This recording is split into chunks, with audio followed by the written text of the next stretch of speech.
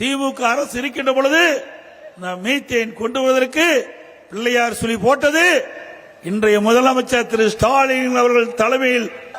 நான் ஒரு விவசாயியா இருந்த இந்த நேரத்தில் பேசிக் கொண்டிருக்கின்றேன்.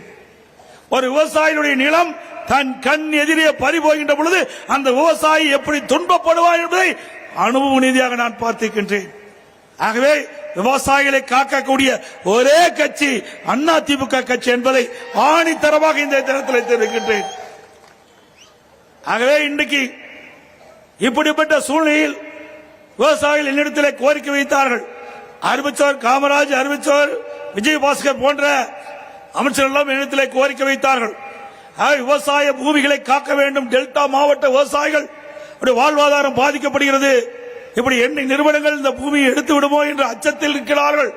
அதற்கு ஒரு பாதுகாப்பு வேண்டும் என்ற இடத்திலே கோரிக்கை வைத்தவுடன் நான் மத்திய அரசோடு தொடர்பு கொண்டு இன்றைக்கு அனைத்து இந்திய அண்ணா திராவிட முன்னேற்ற கழக அரசு டெல்டா மாவட்டங்களை பாதுகாக்கப்பட்ட வேளாண் மண்டலமாக சட்டம் கொண்டு வந்து இயற்றப்பட்டு நிறைவேற்றினேன். சட்ட பாதுகாப்பு கொடுத்தது அதிமுக அரசு, அதிமுக கட்சி. என்னமோ பழனிசாமி தான் இந்த உலகத்திலே கடைசி விவசாயி மாதிரி,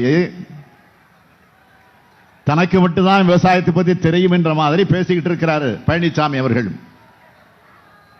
3 வேளாண் சட்டங்களை ஆதரிச்சு விவசாயிங்க வாழ்க்கையில மண்ணள்ளி போட்ட விவசாயி ஆச்சா நீங்க?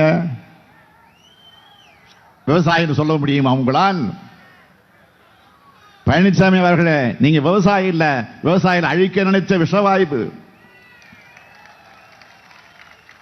அடுத்து உதயநிதி அரசியலுக்கு வந்தா தமிழ்நாட்டில் என்ன லாபம்னு கேட்கிறாரு. திராவிடத்தோட எதிரிகளையும் திராவிடம்னா என்னன்னு தெரியாத பழனிசாமி மாதிரியான துரோகிகளையும் தினமும் இப்படி கதற விடுறாரு. அதுக்குத்தான் அவர் வந்திருக்கிறாரு. செய்திகளை உடனுக்குடனும் துல்லியமாகவும் தெரிந்து கொள்ள சப்ஸ்கிரைப் பண்ணுங்க.